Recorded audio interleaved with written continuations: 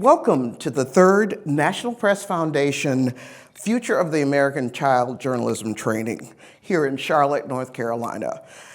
The 16 journalists gathered here for the next few days will hear from leading experts, journalists, and advocates who will help expand their contextual grasp of some of the key issues facing American children today. Our opening speaker will set the perfect tone for this discussion. He'll help us navigate a deep dive into the systemic barriers that children and families in America face. And I know this because, as I just told you, he literally realigned my own personal thinking about what it is that keeps families and children from having the economic stability that they need. I'd like to introduce you all to Toussaint Romain. He's a national speaker who is known nationwide for presenting on issues of leadership, systemic racism, and sexism, and the criminal justice reform. Toussaint joined the Charlotte Center for Legal Advocacy as Chief Executive Officer in May of 2022. Before joining the center, he worked as the Deputy General Counsel for Appalachian State University. And prior to that, he spent 10 years as an assistant prosecutor, public defender, in Mecklenburg County. He's led legal trainings and taught courses in constitutional law and mass incarceration. Thank you so much for joining us today, Toussaint. Yeah, thanks for having me. Glad to be here. You know, before we get into, I know you've prepared a presentation for us, but before we get into that, I want them to share a little bit about your lived experience as I learned it through our initial conversation, because so much of what we're navigating over the past few years has been a recognition or acknowledgement of people of color, their lives, their challenges, et cetera, and you have a truly unique experience as an African-American man, I think. Tell us a little bit about who you are and your background. Yeah, very interesting. I'm not sure what that really means, other than me telling you about, I guess, how I grew up or what my family background is. So my parents are from the Caribbean. I'm an island boy. I was born in Brooklyn, New York, but then grew up in Southern California and San Diego, back and forth between both coasts, and then went to a private all-boys boarding school, one of the #1 schools in the nation. Costs over $250,000 to attend, right? And going to those places, I was very fortunate being able to see just what privilege looked like. I've traveled to 46 states in the United States and have lived overseas, been throughout Europe and Africa and other places. And I would simply say I've been fortunate again to have privilege and to see it, but then when I come back to America, I'm still followed in the stores. I've been handcuffed and thrown to the ground by police officers. I still get harassed like anyone else. And I tend to dress the way I do for that particular reason, because I get judged this way. I wear a suit and tie every day of my life as a professional, but I like to kind of mix it up a little bit and be who I am and still walk in the power of who I am by challenging at least the implicit bias that many of us might have when we look at people and tend to think we know who they are or what they're about. So I don't know, I guess I'm a walking juxtaposition of sorts, but I enjoy the life and privilege that I've been able to have so far. I say that because, again, I was raised in poverty in Cairo, Illinois.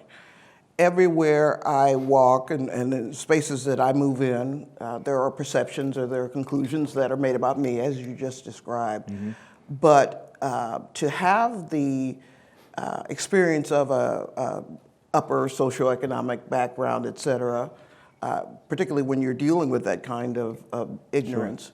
It was something that just resonated with me. And particularly in the work that you did as a public defender, because I have a very dear friend who was one, and she said, after a while, seeing so many young black men in the pipeline just really destroyed her. And I wondered if you would talk about that as well. Yeah, either I think we have to admit that black men are inferior to white men, and that's why they are in the system as much as they are, or there's something else that exists within the system, as we might call it, that would allow for more people of color, black, brown, and in truth, poor white people, to be in the system as opposed to middle-class white folks and upper-class white folks. You know, we had a war on drugs in the 70s and 80s. I'm not sure if you know, but in the 70s, drugs were legal. Marijuana was legal as long as you paid your taxes. But too many folks were getting rich off of that, folks that looked like me. And so it changed into the war on drugs and Reagan in the 80s, and it has basically put a lot of folks in prison since.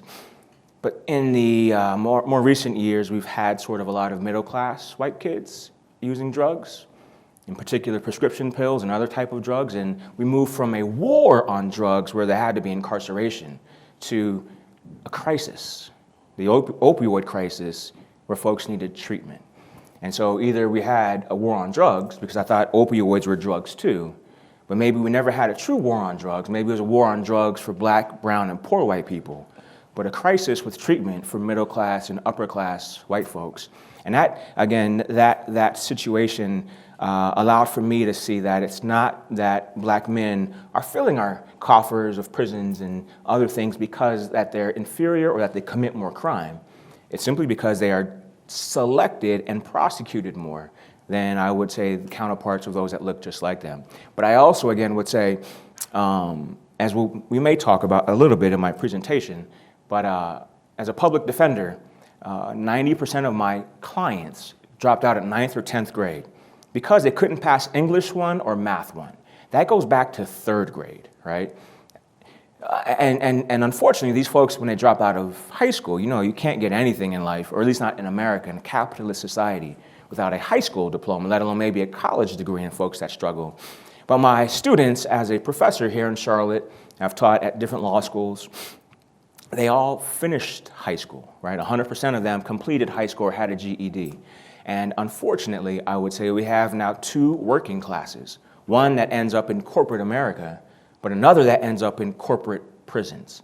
And they're all producing income and revenue for a capitalist society and organizations or corporations that use both prison labor and ordinary labor. And again, I think and I hope to maybe address some of that as we talk about systemic nature, systemic systems or systemic injustices here in just a moment. Well, this is a good opportunity for you to sort of embellish a point that I made before you started, and that is I saw you at a brewery on South Tryon. Was at one of those town hall meetings. Was I drinking? Oh, it was that? No, it was town hall. It might have been loud and jumping on stage. I don't know. It was one of those town hall meetings related to the Harvard study. Okay. And passions were raised, and local advocates were saying, oh, we've got to fix the system, we got to do this, we got to do that. And other people were saying, oh, we've got to do policy, whatever. And you stood up and said, what you have to understand is that the system is not broken. That's right. The system works brilliantly. It's designed to produce the outcomes that it is producing. And so in that sense, if there's no will or desire to change the outcomes, then that's where we are. And that was such a powerful moment for me as a journalist, because it literally shifted the lens on how I thought about reporting on poverty and inequality. So please sort of expand for us what you mean when you say the system's not broken, the system's working the way it was designed to work. Yeah, it's an interesting question. I would say, and I might have said it a little differently, in that the system isn't broken, it's working exactly as how it's been designed. And I would simply say that what I mean by that, if I can go back to maybe the 1700s, or let me start with today, we look at everything in a black and white lens, as if it's blacks versus whites or whites versus blacks, and it's just based on this color of one's skin. And we talk about slavery and Jim Crow from a black and white perspective. But here in North Carolina, in the early 1700s, there was a gentleman by the name John Carruthers Stanley, and another gentleman, I forget his name, starts with a W, Stanley. These were 2 African-American former slaves who became slave owners. And they were the largest slave owners in North Carolina and some of the wealthiest. And they committed the same atrocities on their slaves as did everyone else. Around the Civil War period, 1860s circa, we saw the Jim Crow or the implementation of these new laws because freed or poor white folks were saying to the upper class white folks, you now let slaves be freed, but they're competing for the same resources that we all now have to compete with. So we created some laws that basically said if they steal a pig or they do something else with the 13th Amendment, then we can incarcerate them and treat them just like slaves all over again. And hopefully, again, I'll mention that a little later. But what we saw and what I'm trying to get us to a point of is if we talk about Reconstruction after the Civil War, what we saw was just transfer of wealth. I would submit to you, we've had 3 Reconstruction periods in at least the history that I would know as American history. That is the Reconstruction period after the Civil War, the Reconstruction period after the Civil Rights Movement, but also the Reconstruction period after COVID. If you think about the transfer of wealth, those who became extremely wealthy, those who were able to sort of capitalize on the revenue and income and the wealth, and then use that to their own benefit, I think you would see that this system is designed to make the rich richer. And that's it. The system is designed to keep the rich richer. And it's really hard to become ultra rich unless you find, with technology, it's really shaken that foundation some. But otherwise, it's really hard to become ultra rich unless you're already born into that or have a roadmap to that. And so I would submit to you all that the system, slavery, was not about punishing black folks or being hard on black folks. Anyone would tell you the most expensive part of running a company is the human capital, the salaries you pay people. And so if I were to reduce the cost of the people and force them to make more product or service, the margin in between is called the profit margin. And if I were to drop the price that I pay, I pay people nothing, but make them work for 18 to 20 hours a day, that profit margin is extreme wealth, right? And that's what slavery was all about. That's what prison labor is all about. And some of y'all like me who might work for other people, if you think about how much we work and how much we actually get paid or don't get paid, and yet what the company brings in from a revenue generating perspective, might that be a profit margin that is at our expense? And that's the way the system is designed, to make money. It's not about black and white, it's really about green, in my perspective. For the purposes of the journalists in this room, and before we let you go to your presentation, what's most challenging to me is that, yes, this acquisition of extreme wealth and corporations and all of that, but we're out here covering real families, day to day, people who are trying to survive. And again, from my personal perspective, I covered social policy affecting children and families during the welfare reform years in the 90s. The demonization of poor people, the sort of dehumanization and moral flaws that are attributed to being poor have yielded 3 decades of just devastation for the middle and lower class Americans. And so lead us into your presentation by telling us what journalists need to be, or why they need to understand this issue of systemic barriers. It's killing me to sit in this chair, if I'm honest with you, right? And so instead of maybe me explaining, I'd like to maybe, if I can, move around, because I'm going to. And would you mind coming up here real quick? Would you mind going up there for me for a second, quick second? And I have a really stupid but yet silly question for you. And that question is, how do you make a peanut butter and jelly sandwich? Wait for me. Never made a PB&J? Oh my goodness. I know. I'm the worst person to pick up. I'm judging you now. I'll order one maybe? That's my first question. Well, no, you got to tell me, how would you make it? How would I make it? Yeah. Buy some whole wheat, go run to the groceries, run to the Piggly Wiggly, get some whole wheat bread, some jelly, and slather it on, squish it together. Okay, cool. How would you make a peanut butter and jelly sandwich? I guess quite similar. Yeah, so tell me what that similarly... Bread, peanut butter, jelly, put them together with the peanut butter and jellies touching each other. Cool. Y'all understand what they're saying, right? But what's bread? What is Piggly Wiggly? What are you using to put this peanut butter on this bread and this jelly? Where'd you get the jelly from? And is there a counter you're using? Is it the back of your car? What is peanut butter and jelly? If I were to answer the question, maybe I would say in the beginning, God made the heavens and the earth was this dirt, and this dirt with the photosynthesis, the seed was born and created, and from it we get grain, maybe. And that's just the beginning of what I would say bread is, but what is grain? What is the earth? Who is God? What am I suggesting here? How many, you said peanut butter, you said Piggly Wiggly. Yeah. How many of you pictured Piggly Wiggly? How many of you have heard of Piggly Wiggly? It's really a South Carolina thing. How many other stores did y'all picture? Did anyone picture a grocery store when he said Piggly Wiggly? What about peanut butter? What kind of peanut butter did you picture? Jif with the nuts or Jif with the smooth cream? Peter Pan, right? What about jelly? I mean, what kind of jelly did y'all? Was it grape? Welch's. Strawberry? Was it that orange marmalade my grandmama used to make, right? That had like the orange strips in it. It was so nasty. But what's my point though? It might be that maybe we're assuming we know the language that the other person is using. Maybe we assume, to your question, Rachel, that we know what the fuck we're talking about when we talk about the system. Girl, you are fine. Are you embarrassed? Are you uncomfortable? I am. I mean, well, she said thank you. Hey, what am I, chopped liver? No, not at all. But my point is, that could have been really offensive, right? Could have been very disrespectful. We're in a professional setting. We're here to learn a conference and a training, and I make a comment to you, and it could be very, very offensive. I mean, if we were back in the mid-'90s around Freaknik time, I would have been like, girl, you were fine once you, you know, I could have made it even more abusive. But what's my point?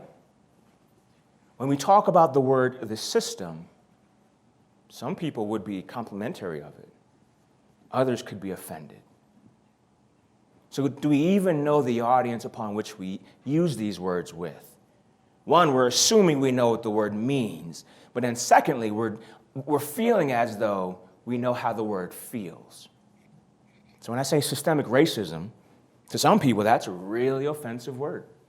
It's a really offensive concept.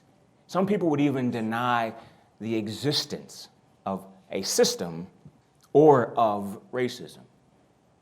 But do we know what Jiffy smooth peanut butter looks like? But I mean, really, it's this idea, and I hope to really share it with you all, to talk about what the word system really means, and that's it. And to really remove the value judgment, to present it to you in a way that should not be offensive. And by doing that, I believe you'll get a real sense of what you should be talking about. You talk about children and talking about the families, and I love that. But in so many ways, it's what Desmond Tutu once said. We're often pulling families out of the river from drowning, but we never go back upstream to know why they're being thrown in the first place. So maybe let's understand that system so that we can really understand what we should be writing about and reporting. Because maybe, just maybe, it's not talking about one exceptional Negro who was able to overcome his impoverished circumstances. What if we really change and challenge poverty altogether?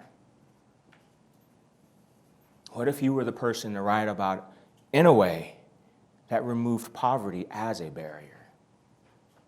Because we can. Because you can. I have to say I love that.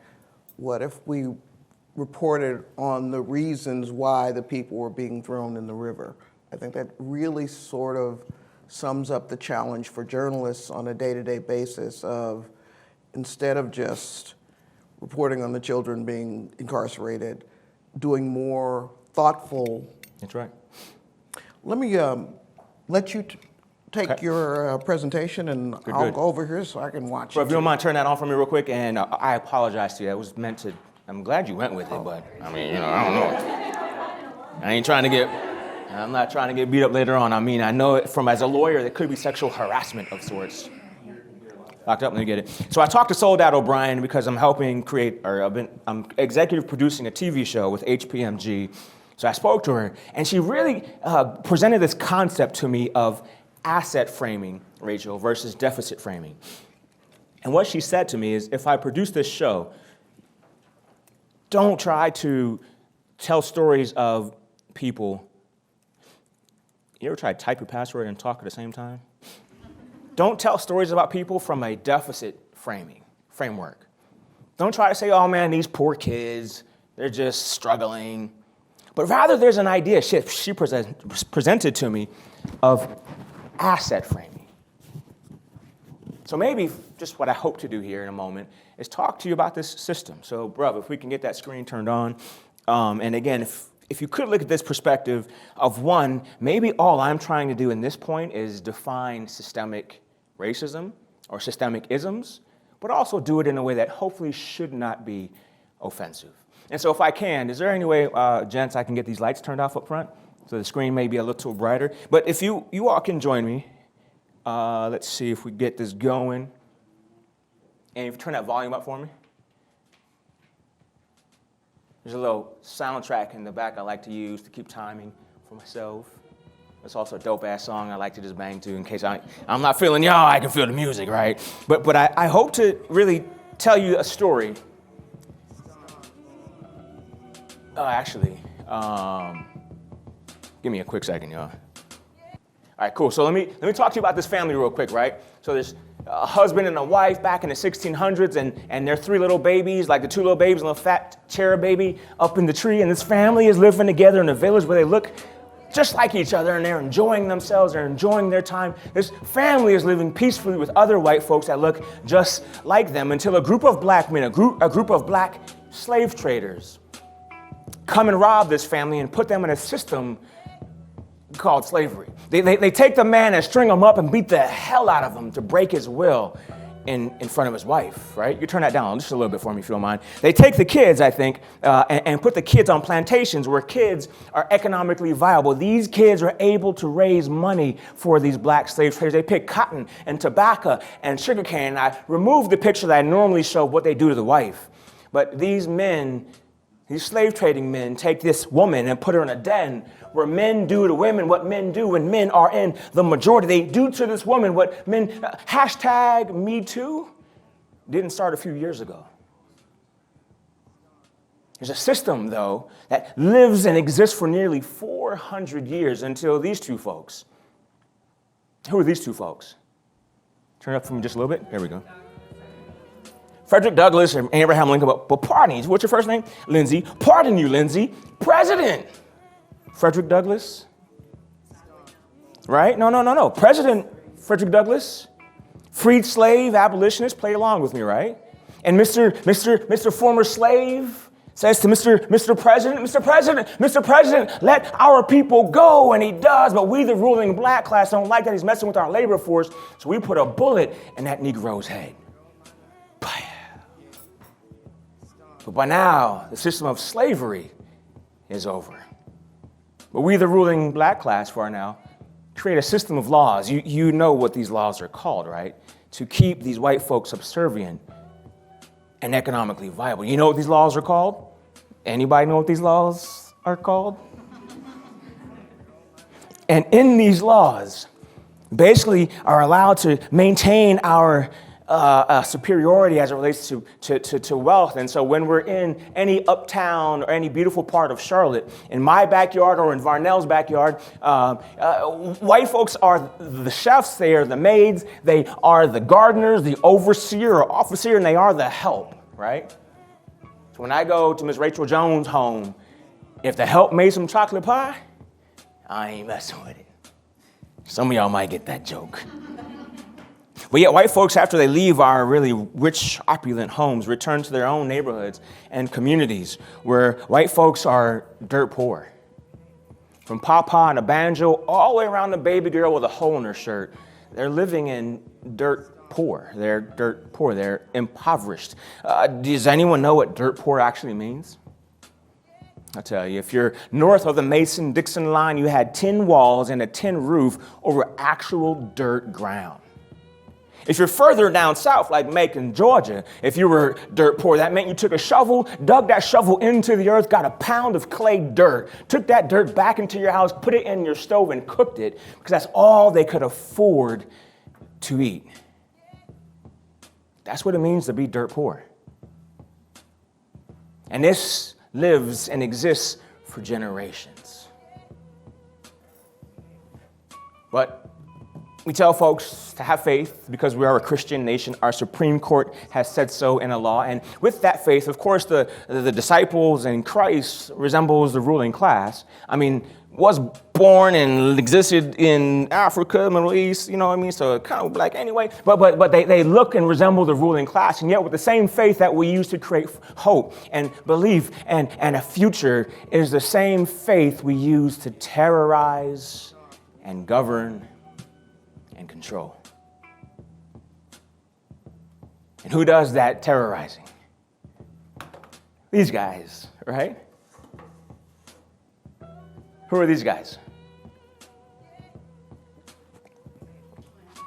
What clan?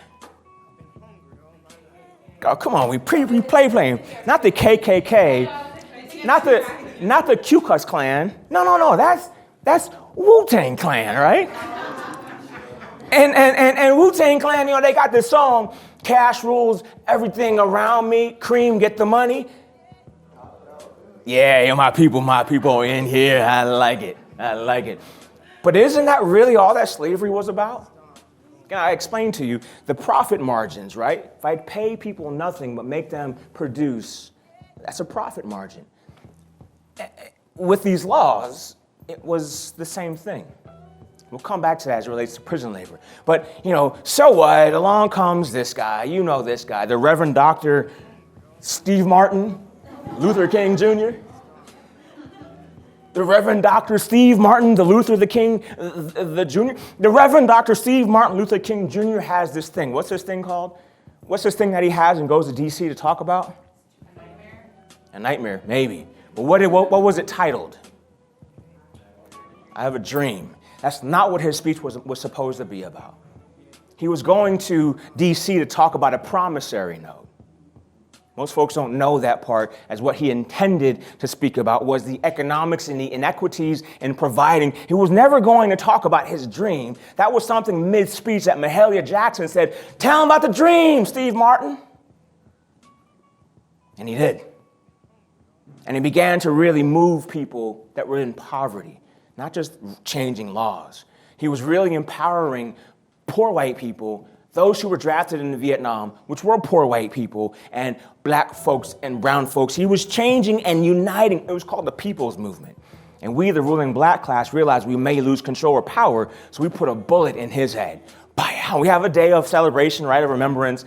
But what is his day, SMLK Day, really about? Is it about remembering his dream? Because if I were to ask anybody on the street why we're celebrating that day, most folks cannot say. But you know why we celebrate that day?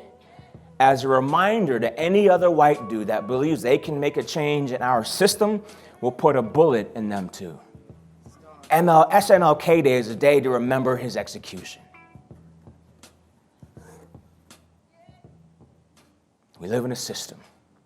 By now, Tim Crow is over, but corporations now run America, right? Corporations run America. And you can look from wherever state you're a part of, but corporations run America. And because corporations run America, it's this idea called corpocracy. But you know who runs these corporations, right? These guys. Of course these guys, and men only, run these corporations. And could you imagine working for DJ Khaled? And another one. Every time I made $1 million, that's all he said to me. And another one. And because these black men control and run these corporations, that means they make all the money in the world. All the wealth is generated and kept in corporations. That means it's also put in banks. Banks are almost privately owned. Call them shareholders. The Federal Reserve is not federal or governmental at all. It's a private group that sets the interest rates. So private folks who are rich, with banks and private folks who are rich, decide how money is lended, loaned, and spent, and where it's spent. And that means some folks are making a whole lot of money.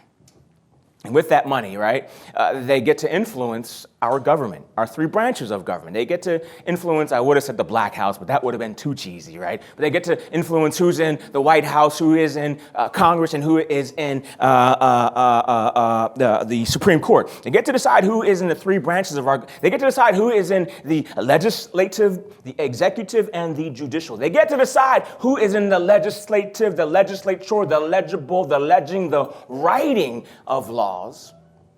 They get to decide who is in the executive or the enforcement to execute. They get to decide how these laws are applied. And then they're also within the supreme, the judicial, the adjudication, to judge. They get to decide who these laws are written for, who they're enforced for or against, and how they're adjudged.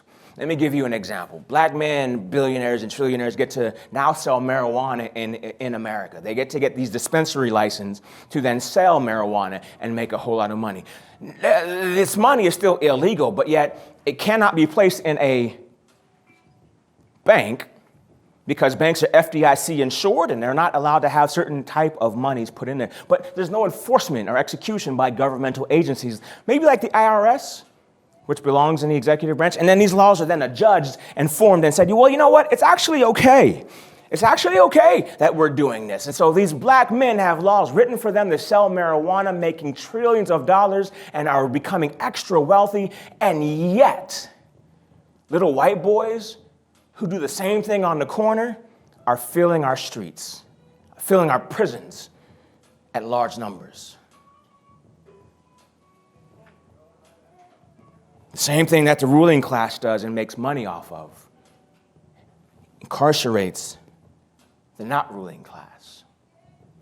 Yeah, we live in a system that's called corpocracy, right? Which is just an extension of slavery and Tim Crow. And we make sure that white folks, as we're talking about children and education, we make sure that white kids during their White History Month, the shortest month in the year, we're making sure that they remember that they are not valuable. They haven't contributed anything. They're just slaves and rioters and rebelliers. They haven't really done anything to contribute to our society. And we take those folks and, actually, I was going to talk about him too, but these kids, they end up dropping out of school and ending up in our prison systems for the most trivial of offenses, small crimes. If you do the same thing in a rich neighborhood, you get taken home, but in these poorer neighborhoods, you get incarcerated and a record. And we have on one side these kids where there's school and the schools are failing them and not building them up or teaching them that they are important. On the other side of a pipe, we have a line of folks in our prison system. If you tell someone they're nothing, they've done nothing, they don't contribute to anything, and everyone that looks like them is invaluable, and then you systemically or you basically put them into our prisons, we've created a whole workforce that is a system that many sociologists would call the school to prison pipeline. And this cop put his knee on this white boy who was a thug and a criminal and killed him. Derek Chauvin died and he became like this hashtag, but unfortunately Officer George Floyd is now incarcerated in prison. We live in a system, though, Rachel, to where white folks, when they turn on the TV and they see NFL playoff games and all they see are white folks with those commercials, living in the richest, black folks living in the biggest homes, having the longest driveways. When they walk outside, they see ivory towers full of nothing but black folks in suits. And I like when I turn on the show and then all these professional folks are like in ties and amazing blouse outfits or whatever. And men and women are going to the bar, all black folks are at the bar, and someone undoes like a top button and they're like sitting there laughing and looking good and enjoying each other, and someone throws a Corona down the bar and someone picks it up and starts to drink it, and all of a sudden they're transcended, they're transcommuted, they appear on a beach with the waves crashing on their toes as they're sitting in a lawn or in a beach chair. It's this thing of finding your beach. There's this thing that white folks live in a system, living in America, live in a place to where they know that they don't get to benefit from the same things as the black folks. There's a system to where white folks begin to have so much self-hate because of their poverty. Kids are taught to not enjoy who and what they are. There's so much self-hate, Corey. There's so much self-hate that white folks that look like this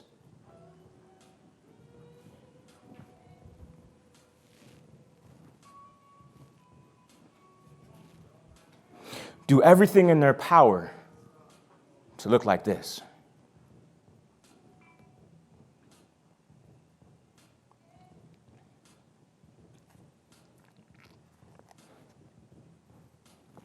We live in a system where folks are taken to the mics and pencils and speaking and talking and yelling, white lives matter, but we, the ruling black class, you know what we say, right? All lives matter. And I have an uncle, his name is Tom. He likes to talk about blue lives matter, but, whatever. The white folks have made some progress. There has been some progress. There has been some progress. White folks have made progress in this American history. They have what's called the NAACP, National Association for Non-Colored People. They've benefited from affirmative action, and they even have 44. Who's 44? You know you want to say it. I see your face. You know you want to say it. Who's 44? Come on, Andrea. Who's 44? You're on the spot now. You shouldn't have made eye contact. Should not have made eye contact. Who's 44? Obama's a black name, girl. We playing, right? Not Barack Obama, but Barry O'Connor. And Mr. O'Connor and his wife have this audacity of hope, and they're going to help make America better, right? And blah, blah, blah. But white folks are doing way too much. They're taking over. They're accomplishing way too much. So we, the ruling black class, need to make sure we reset this power. And we got a guy. I got a guy. I got a guy. I got a guy who's going to change all this. I got a guy. He's a crazy motherfucker. I got a guy who is pretty crazy. And he likes to do weird things to women in locker rooms or talk about what he does to women when he's in locker rooms. I mean, I got a guy who's pretty crazy. I got a guy, and he's going to come make America great again. Crazy motherfucker.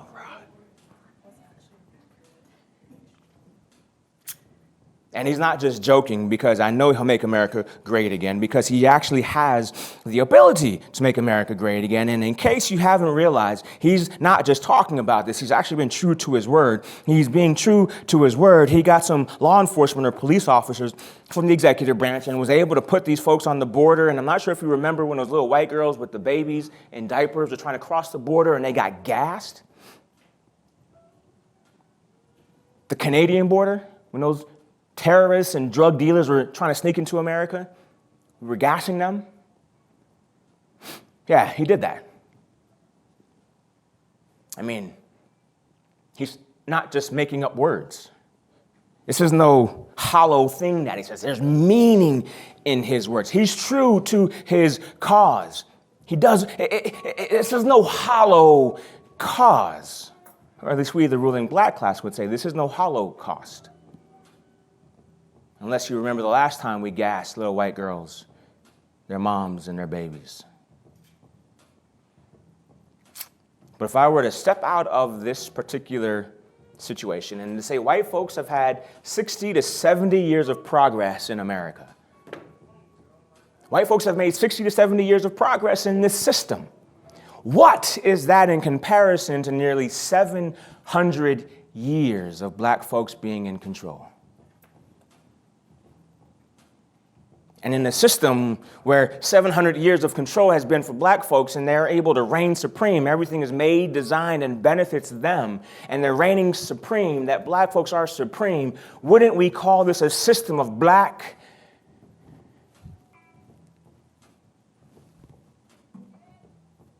supremacy? With black privilege. Which I know I'm lying. No such thing as black privilege. No such thing as black supremacy. No such thing as President Kanye West.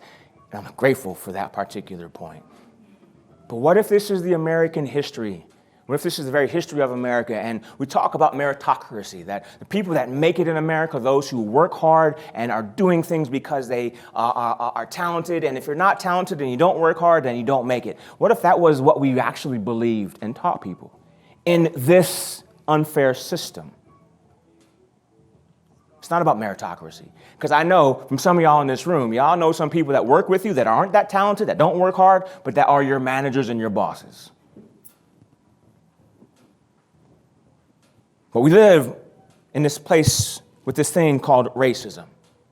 I'm just highlighting racism for a moment. And racism, this is the best definition I've ever seen for racism, is it's a system of structuring opportunity and assigning value based on the social interpretation of how one looks. I don't have time, as the professor in me would love to, define this, but I'll focus then simply on one word. Racism is a system. It's not black folks and white folks at odds. It's not white folks hating black people. It's not the case. That's not what racism is. Racism is a system. And this is American. If I had more time, I would show you a clip of a song by Marvin Gaye, What's Going On, that basically goes back circa 1977, and we could act as if that song is very true to today. But I don't have that amount of time because I want to run through a lot of system-type things. But that's racism. Let me talk very quickly about sexism. And I'm going to talk quickly about the criminal justice system, and then I'm going to go out of your way. But sexism is, for this particular purpose, the situation between a male and a female, right? I know there may be others. Anyone know who this person is? Her name's Gina Morrison. She used to be CEO of Campbell's Company. They have a main hub here in Charlotte. And she was fired. And in the article about her, this is what was written. Women, by y'all people, women are penalized more than men for negative performance and rewarded less for positive performance, studies have found.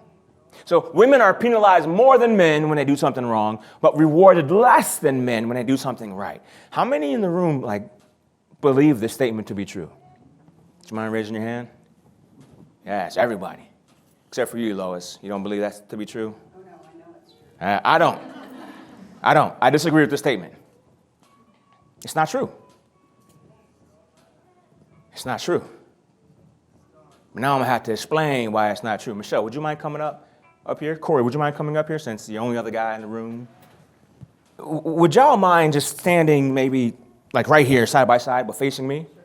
Facing me? Yeah. What the statement is saying is that if they both do the same wrong thing, one is punished more than the other, right? So they both work for me, they both mess up because female, safe for me to say, male, safe for me to say, because you're a female and you did something wrong, and you're a male and did the very same thing wrong. Male, you take one step back. Female, why don't you scoot over here this way? Switch sides for me if you don't mind, because she's going to be going back. You did something wrong, so you take 3 steps back, right? Move this chair out your way, so you don't. So what this statement is saying, based on the way y'all read it, is that they did the same wrong thing. She was punished more. That makes sense? It looks like that's what it is? All right, come back together on this same line. They both worked for me, and they're both working together. They both do good things, the same good thing.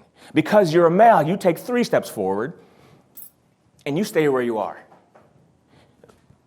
Again, it looks like she was rewarded less than this gentleman, right? If this was true, if this was actually happening in corporate America where all these billions and trillions are, lawyers would be suing left and right for this protected class. Because that's purely discrimination, a violation of Title VII. And I would be making $100 million a case. Come back together for me for a second. And if y'all don't mind scooting back just a little bit. For this statement to be true, you want to turn that back on for me? Did you turn it off? My guy, that dude is on it. I like it. For this statement to be true, that women are penalized more than men, rewarded less, what is one assumption that you are all making? If we were to go back to logic, and within logic, understand flawed reasoning. Within flawed reasoning, understand that sometimes when there's assumption, there's one major syllogism and a minor syllogism, and you have to sort of make the bridge. What is the bridge? What's the assumption that you're making about this statement? That they begin at the same place. My God, right? Right? Do women start in the same place as men in corporate America? Fuck no. And I'll explain to you what that looks like. Great job, that was quick. If you don't mind and bear with me for a moment, we're assuming they start in the same place, but they don't. And I hope y'all mind me cursing. Y'all can bleep that out if you need to bleep it out, but fuck it, I'm gonna use more bleeps. Women make 85 cents to a man's dollar. Is that fair? Is that a disadvantage? It's a disadvantage. Please take one step back.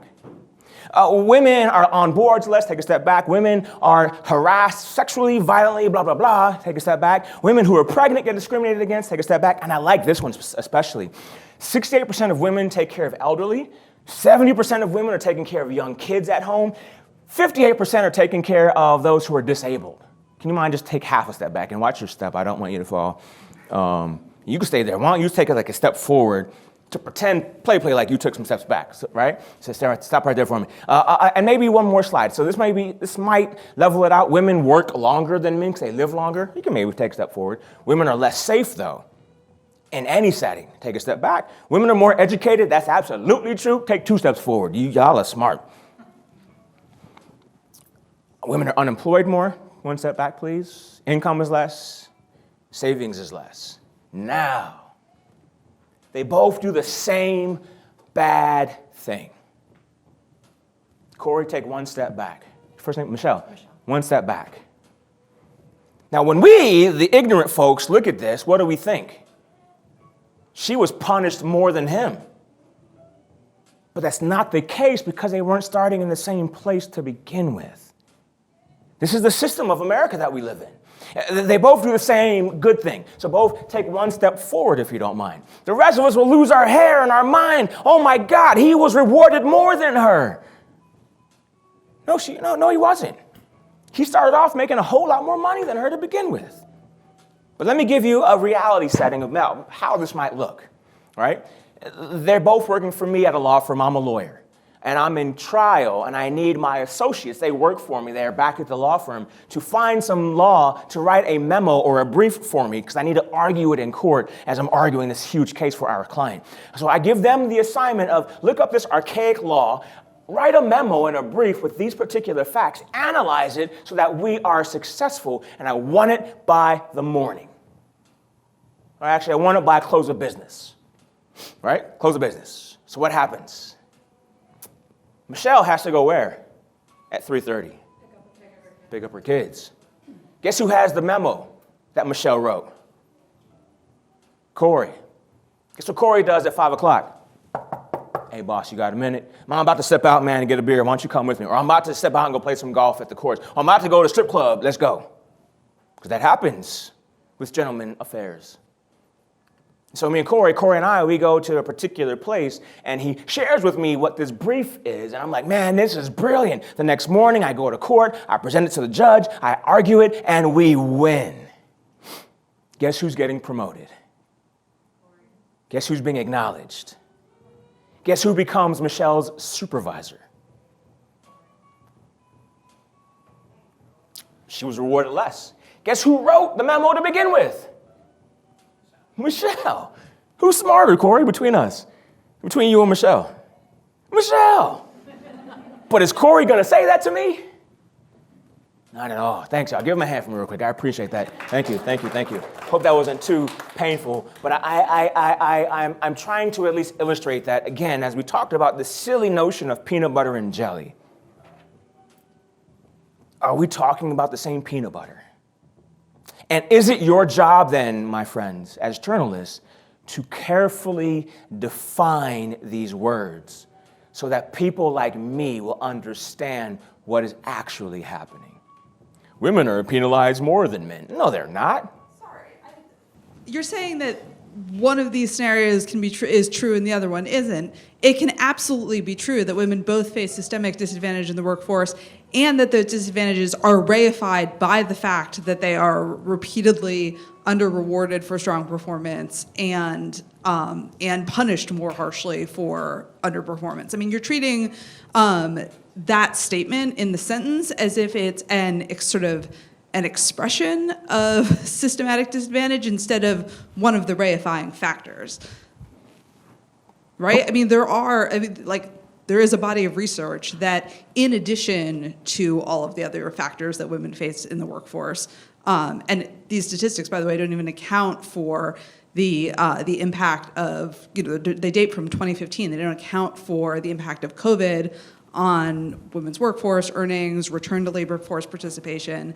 But these, like, the body of literature about how women are treated in professional settings isn't, that's not sort of a way that, it's one of the factors that you're talking about. It's one of the systemic factors that you're talking about, and saying that that is not something that happens, but that it's just an expression of these other factors. I mean, as someone who covers women in the workforce, among other things, I don't think that that's making the argument that you think it is. You're right. But I never said it was exclusively one and not the other. You did. I mean, you said What I said repeatedly was that's this not what's statement, happening. that's why I listened to you. What I said, though, was that this statement isn't true. It's not that men and women are starting in the same place. What I love what you just said is that there is more to the story. And I agree with you. You're right. So maybe you should write about that and help educate me. Constantly. I'm sure you do. I don't know you. I don't know what you do, but I'm sure you do. And if you do, that's the kind of reporting and journalism, that's the kind of storytelling that we all need to collectively begin to read and understand. I'm simply touching the iceberg, tip of the iceberg, on racism and now on this. I don't have time to get as deep as I would like to. But you're right. You're absolutely right. And I agree with you. But I don't think we're saying anything different. I'm simply focusing on one slight variation of that phrase. But again, would anyone disagree with her? Is there pure discrimination based on gender? Absolutely. Gina Morrison, the CEO, if I had time to really get into it, was discriminated against, and she was the CEO. She was blamed for the poor performance based on this New York Stock Exchange, for how they weren't producing the money. If I had time to get into it, I would. But you're right. And that's the kind of point I'm trying to make with peanut butter and jelly. We're now defining peanut butter. So we're not disagreeing. I'm pulling you towards this direction because I know if I'm going to fight this shit, I need to understand all that it is, right? Give me one quick second, Rachel. I'm almost finished. But you're right, Alyssa. And so let's keep running as we're beginning to understand. Does anyone disagree with Alyssa? Would anyone push back on what she said? Does anyone really understand the full gravity of what she just said? The reality is that she's absolutely right.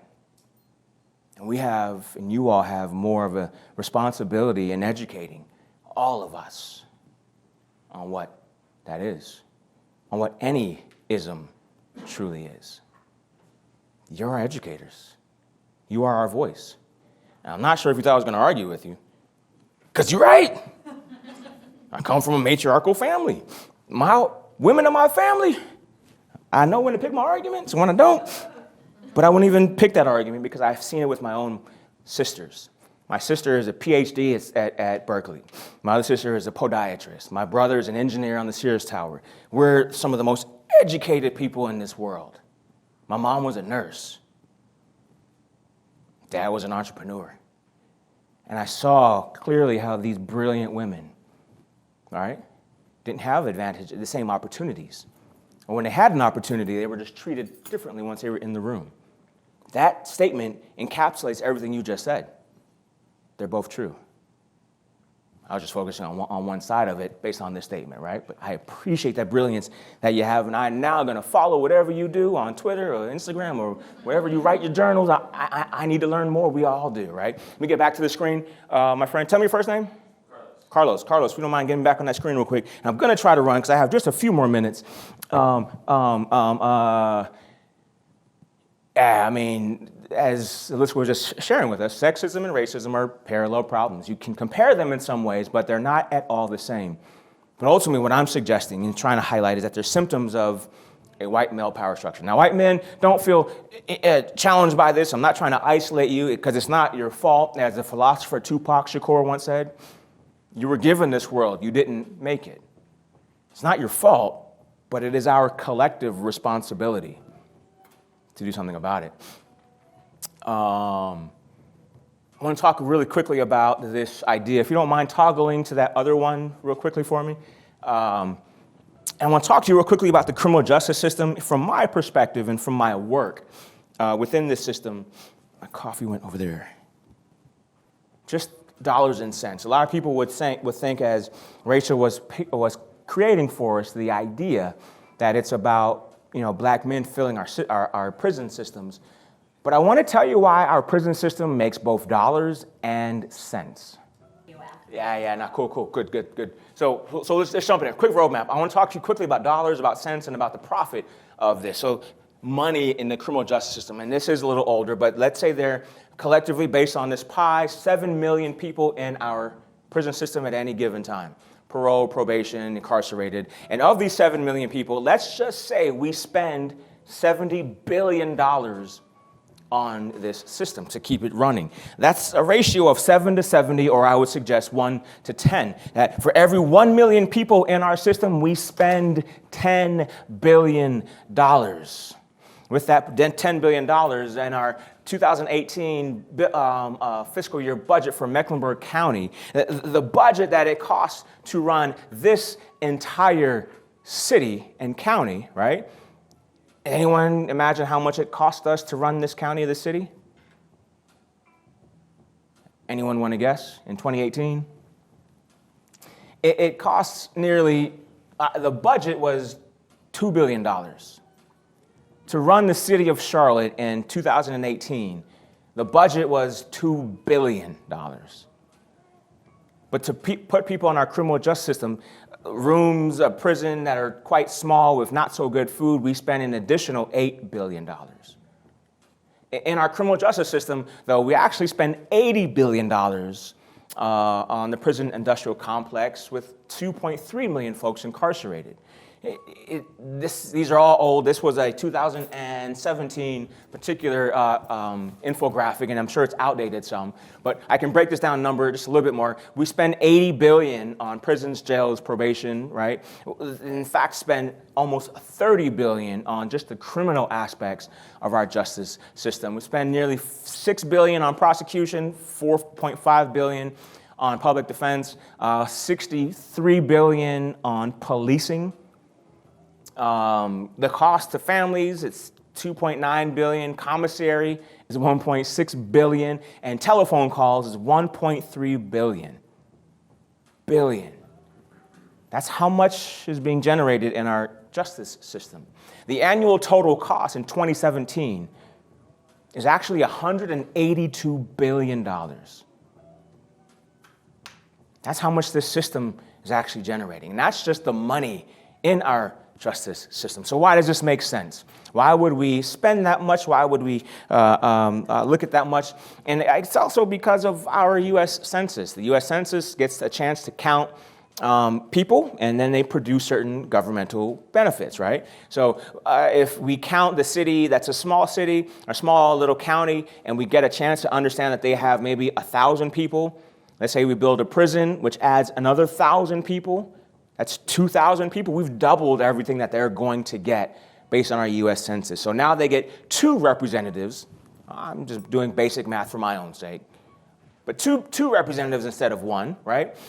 These folks, these additional 1,000 people don't get a chance to vote while they're incarcerated because maybe they might change the system that they're actually in. The 13th Amendment allows for slavery to be what? What does the 13th Amendment say? Say what?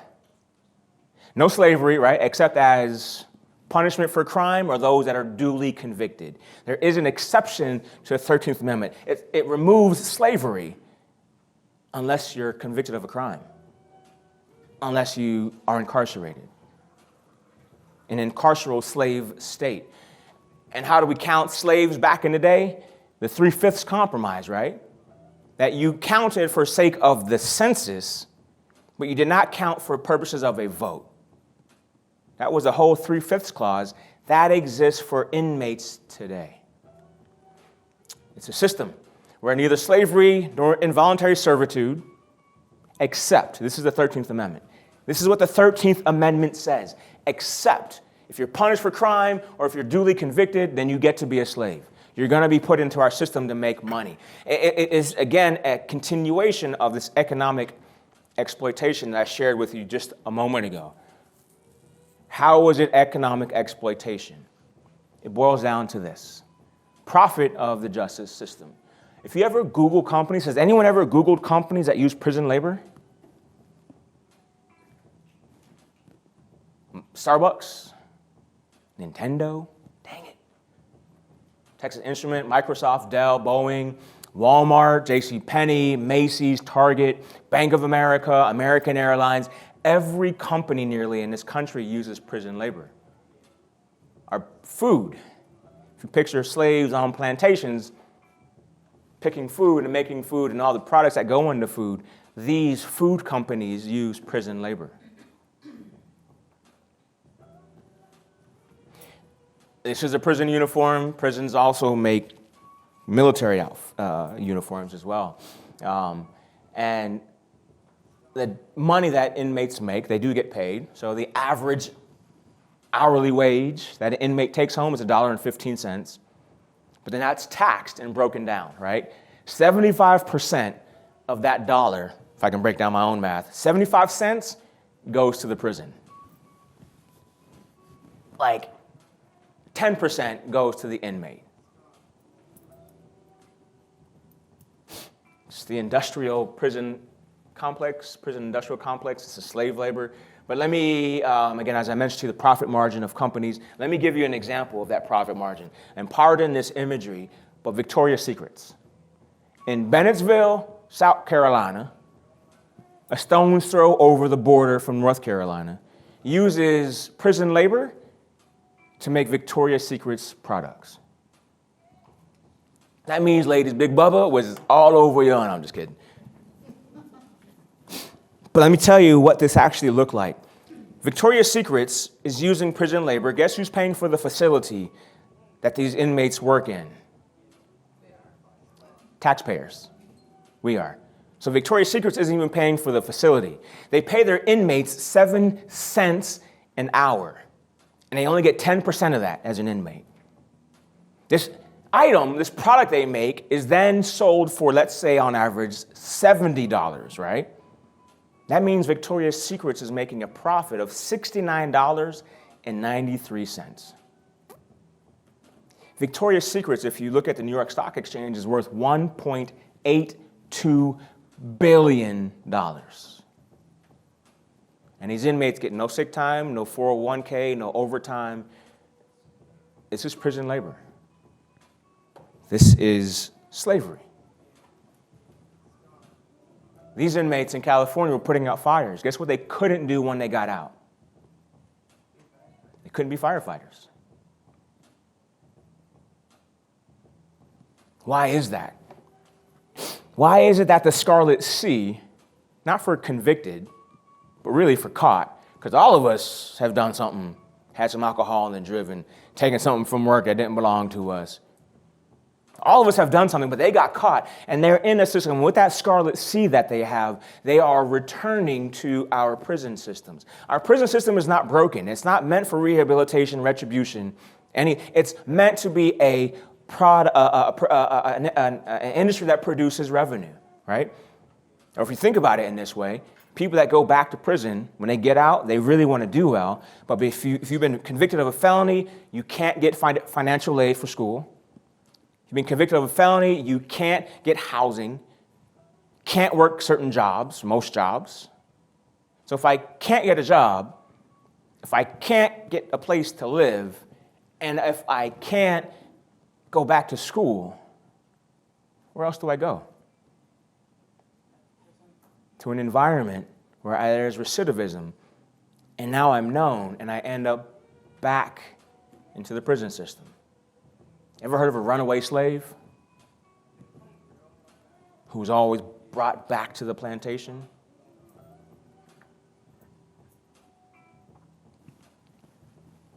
We live in a system where there's a perpetual prison and slave labor. And the school-to-prison pipeline I've talked about, I mean, it's black, brown, and poor white folks. And I want to end here in the next 10 minutes, if I can, by just doing this. Carlos, if you wouldn't mind toggling back to that first one. And again, I'll be out of your way by my time. But we live in a system. This is all systemic. These are systems. So if I were to say systemic whatever, please understand that we're talking about something that's much larger than one person who had good qualities because we asset framed who they are. So if this is America, What are we going to do about it? You all have seen this before, right? This is equality. They can't see, but give everyone one box, and that's equality. But we're not about equality. It's more about equity, right? So give people what they need to be able to see. But I wonder, my friends, as I mentioned to you when Rachel and I were speaking, what if we're no longer writing about equality and equity? What if we're really getting much deeper and talking about justice? What if we remove the whole goddamn fence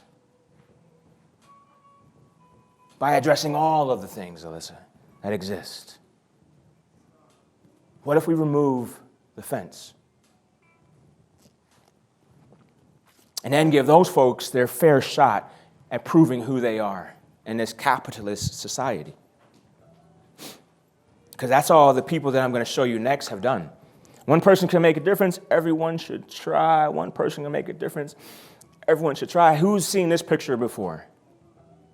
All right. Circa 1988, 89, a gentleman named Tankman, Tiananmen Square. There was I'm sure you all could tell me this history much more than I can, but there was a student uprising or whatever. But this dude stood in front of these 4 tanks. You've seen this picture before, but how many of you have ever seen this picture? Down here at the bottom is Tankman. Tank 1, 2, 3, 4, 6, 7, 8, 9, 10, hundreds more. These are actual folks that were soldiers or whatever. I heard this was a compound where things were happening to students that were caught. Alyssa, when I get back to the point that I was just sharing with you, it's not about Sandra Bland, Eric Garner, Kiefer Lamont Scott, George Floyd. That's the tip of the iceberg. As a public defender, I could tell you about so many more who got arrested because they smarted off to an officer, or because they missed school, they were arrested and put in truancy court. And they're beginning in this criminal justice process because they got treated differently. Or I could go back to in school, what students get picked on and give opportunities or are taken to wherever to get, and what gender are those kids? We might look at just a few instances, but what if this goes a lot deeper than just what we think we know? Rewarded more, punished less. Jiffy peanut butter. Lindsay said Peter Pan. What if we need to define all the peanut butter? What if we really need to uncover and show what actually exists? Because these people did, in certain ways. Legendary Courage, I want to show you people that have actually been in my life that have helped me become who I am today, but basically told me to do something better. Does anyone know who this guy is in the light skin, this jacket on the side? Julian Bond was a student who marched with Dr. King. Julian Bond was one of the founders of SNCC. And when I was in law school, Julian Bond was my mentor. And he basically was like, yo, bro, don't try to change the world and do big, amazing everything. Focus on a few things. I just got people registered to vote. Find your 1 or 2 things and become an expert at that. Anyone know who this woman is in the middle? Rosa Parks. And I got to live with Rosa Parks for a week. That's me over on the side. Got a little bit of hair, a hairline. Varnell, I had on my sister's jacket. That's my mama's silk shirt because I was trying to be smooth and cool because I was with Rosa. But I was hot. My forehead is sweaty. Everyone else didn't have on big, heavy jackets. And what did Rosa Parks do historically? What is she known for doing? Not giving up her seat. And where was she sitting? And all that's bullshit. None of that is historically true. Rosa Parks never sat in the front of the bus, and she never refused to give her seat up for a white man. She was leaving work at the Montgomery County Fair like a mall. She was a seamstress. Gets on the 6 p.m. Cleveland Avenue bus in Montgomery, Alabama, and was taking that bus home. And the law was white folks only in the front, Negroes in the back, but the middle was priority seating, meaning Negroes could sit in the middle, but when a white person got on, if there was no seating in the front, then the Negroes had to hush that fuss and move to the back of the bus. And on this particular evening, Rosa was sitting in the middle. There were 4 Negroes sitting in the middle. The bus driver, Clarence, I think his name was, pulled over, and 1 white gentleman got on. The bus driver, as was typical, said, Negroes to the back. 3 Negroes got up and moved to the back where there was standing room only.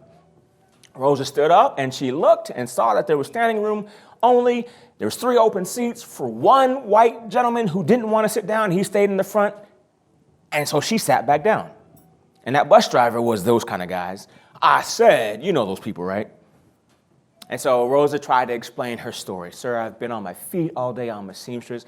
I am so tired. I'm getting off in just a few stops. Would you mind if I said, I'll prove it to you. So he gets off and goes to get some cops. The cops come back on. They beat her over the head with a billy stick, right? No, they didn't. They got on and they said, ma'am, you got to move. And she says to them, I was just trying to explain, like we would all do. We would all try to explain why we were sitting here and why we chose to sit. And they said, ma'am, everyone else on the bus started to yell, get her off, arrest her. Everyone else, including white people and black people. 100 people were arrested that month for not moving when they were told to move. So Rosa gets arrested. She goes to jail because it's 45 minutes later and everyone's yelling and screaming. She gets off. She calls her mom with her one phone call. She calls mom crying. Mommy, I'm in jail. I'm in prison. And mama says, baby, don't worry. I'll take care of this. So mama called E.D. Nixon, who was the president of the NAACP, and says to President Nixon, Rosa's in jail. And this president knew Rosa because Rosa always volunteered for him whenever, needed some secretarial responsibilities. So he goes to an attorney's office, home actually, an attorney named Clifford Durr, who was a white attorney who had 3 daughters who were getting ready for a cotillion, a debutante, a prom of sorts, and the dresses didn't work properly. So guess who Clifford called to come fix the dresses? Rosa.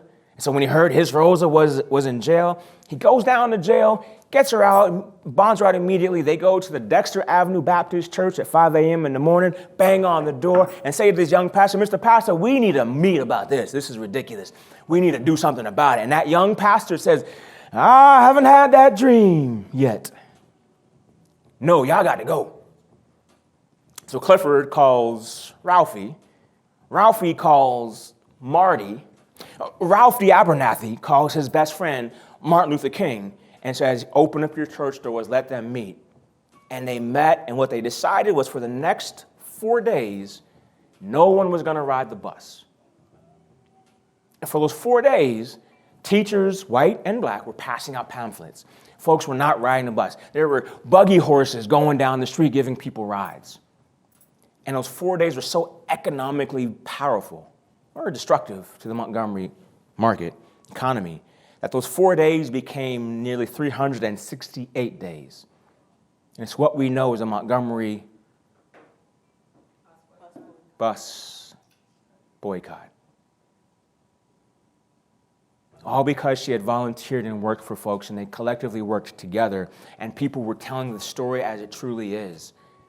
They got together and changed the law. So Alyssa, why are you trying to call me out? I'm messing. I'm playing. But imagine if you were to write something and tell the story so truly that it could change an entire country. And you are. I know you are. Don't get me playing. I'm not trying to get in an argument right now. I'm just saying. I'd also be obligated to report that she did more than secretarial work for the NAACP. She did. For a bus protest. I love it. I was given 45 minutes to give this presentation. But right? I mean, like, what if we all knew this story? What if we knew these facts? And what if we really empowered our young people to know these things? And this fucking building right here, on a particular night in 2016, we were marching and people were protesting. And before Varnell, all of the protests happened with Keith Lamont Scott. There were some kids. It was a white kid that threw a rock in this very building's windows downstairs on the corner, shattered the windows. In this building, this was the first building to experience destruction. Then it was the stadium next where white kids broke the windows, and then everyone started going in, stealing the Jordans and the Nikes and everything else in there. What if we really taught our young people how to change the world? Because they knew. I'm going to jump in because we do want to leave at least a little bit of time for questions, and we've got our dinner after. We do. So Nancy Brinker, Susan G. Komen, right? I used to go to Panther games, used to be on the field. And I used to wear a pink tie. My son, who was 3, was like, "Daddy, boys don't wear pink," because his sister said so. But at the Panthers game, we're on the field, Cam Newton, because I sat in Cam Newton's suites, and Jonathan Stewart, these are all my buddies. Cam Newton runs by, daps him up. Jonathan Stewart, this huge guy, runs by with pink socks on and says, "Hey, little Toussaint." My son, what do you think my little 3-year-old said to me afterwards? "Daddy, I want some pink socks." Like, man, but what if your passion could change the idea in the mind of a 3-year-old? Johnny Cochran, he was defending Riddick Bowe here in Charlotte. I was with federal prosecutors, but he told me I could be like him and a lawyer one day. I wasn't. This is the Reverend the Delane brothers. These are the kids that are part of the Brown versus Board of Education situation. This is Hugh McCall. I have breakfast with Hugh McCall. He's the founder of Bank of America. I have breakfast with him once a month, and I bring kids from the hood or from the street that wouldn't have access to him, and he writes $50,000 checks to help them accomplish their goals, right? Anyone know who this is? Shirley Chisholm. My father owned a ballroom in Brooklyn, New York, and Shirley Chisholm used my dad's ballroom as her headquarters. I would be at dinner all the time with Miss Chisholm. That's my dad, a very successful businessman in Brooklyn, went to federal prison. That's my mom, who was a nurse, and Shirley Chisholm in the middle. This guy is David Dinkins. He was the mayor of New York City. He's my godfather, was my godfather. Dinner with Barack Obama when I was clerking for a judge in Chicago, which all led to a particular day when I needed to take a stand and do something, right? And I wonder if we can watch this real quick. Man, you gotta be kidding me, Carlos. You guys must have like some firewalls. But it's a speech where Dr. King says, "I want to live as long as anybody in this building tonight, and sometimes I begin to doubt whether I'm gonna make it through. I must confess I'm tired." And I don't know if y'all are tired about work you all do. But does anybody know what this is? This is my last picture. Anybody know what this is a picture of? Circa 1968? April? That's the balcony. Which balcony? In Memphis. Memphis, Tennessee. What's the name of the hotel? Motel. Could you imagine having to clean up this blood? Well, you should. Because if we're talking about systemic racism, this is the blood you're trying to clear up and clean up. Talking about systemic sexism or genderism, this is what we're trying to clean up. Yes, it is your obligation to keep cleaning this up as much as it is mine. So what writings can you do to help accomplish that? So thank you for indulging me for the moments that I had.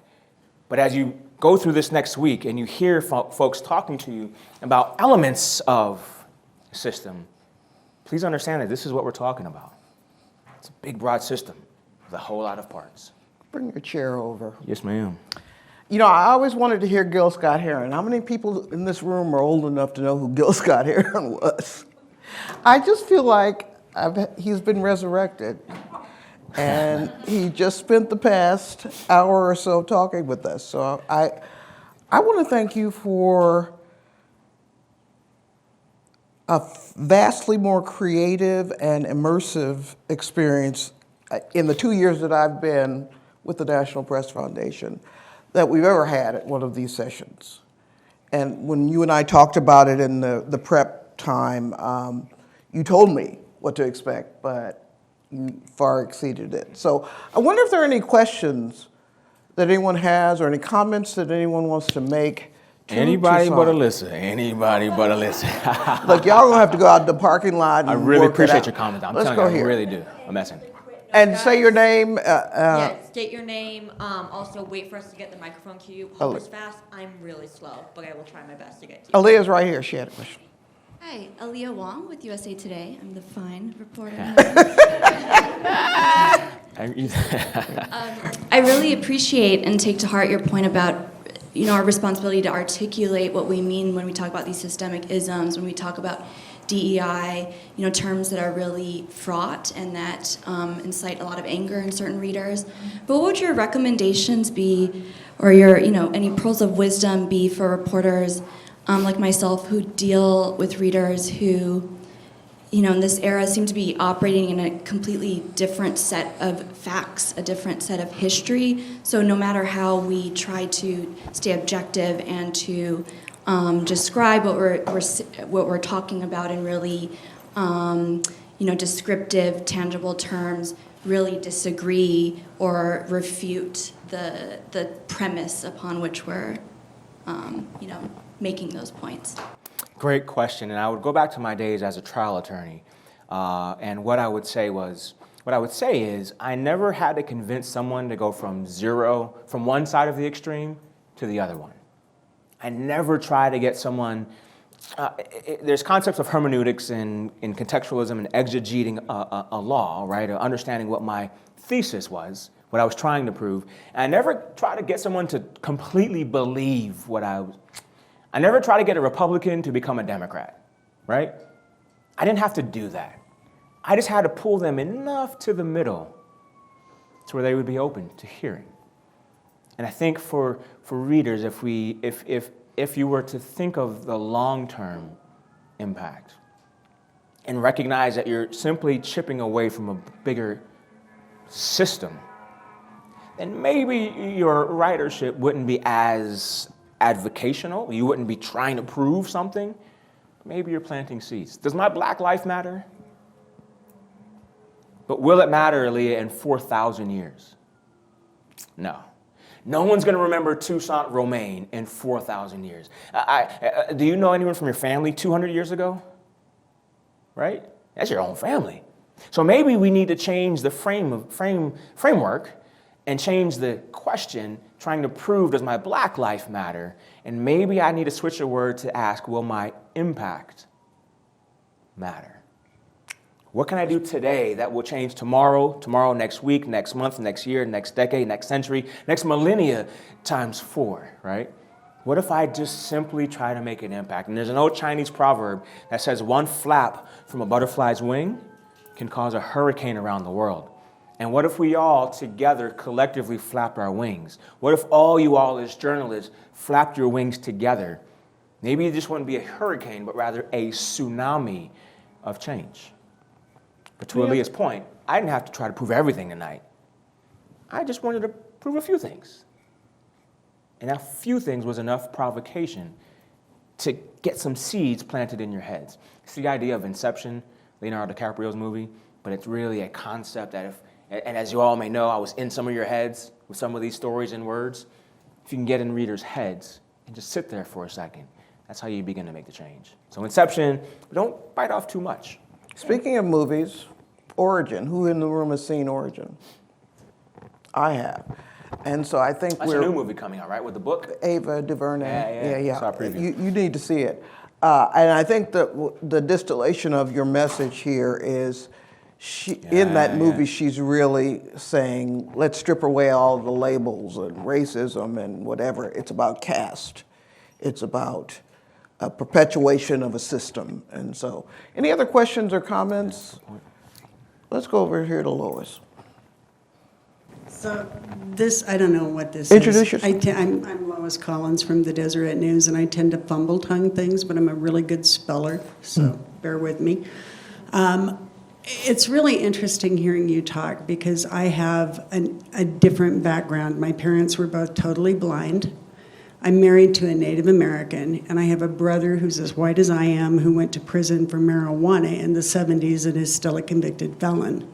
And almost everything you said, any one of those people could have said, that's my story too. Mm-hmm. And so I think sometimes we label things as being, and maybe that's where the systemic comes in, but maybe sometimes we label things as being race or gender, and it's really poverty or social capital. And I think that can't be overlooked. Absolutely. If I had time, Lois, to share with you this idea of the sequential intercept model, I would tell you that if you can picture a conveyor belt, I Love Lucy, conveyor belt, remove Lucy, picture a person, a nude person, part of my imagery at the beginning of this conveyor belt, someone hits the on switch, that nude person goes down, someone pulls them off and puts clothing on them, puts them back on, they go down a little further, pulled off, food, groceries, put them back on, further down, education, degree, diploma, GED, back on, job, housing, and every sequence of this person's life, their need, they're intercepted and given what they need and put back on, right? The sequential intercept model is how we in this room have become who we are today. Because someone pulled us off and gave us what we needed, whether it was in college, whether it was in high school, whether it was elementary school. Someone helped us, right? Another idea is of talking about movies' origin. I love watching credits. Take my kids to the Dollar Movie Theater, the one on Independence used to be there, and at the end of the movie, they would run around the theater because I was watching all the credits go up the screen. Why? Because I would realize it would take 200 names to make this 2-hour movie. An executive producer, big name, versus the camera grip person. And then I would get to a stoplight, Lois, and I would begin to think, if my life was a movie, who would be in my credits? Who's been the executive producer, like my Nana, born 1915, who really has done a lot? And who else will be in my credits? Maybe the barista at Starbucks who gave me an extra shot of hazelnut. You know what I mean? I begin to have to ask myself, who's in my credits? Who's in your credits?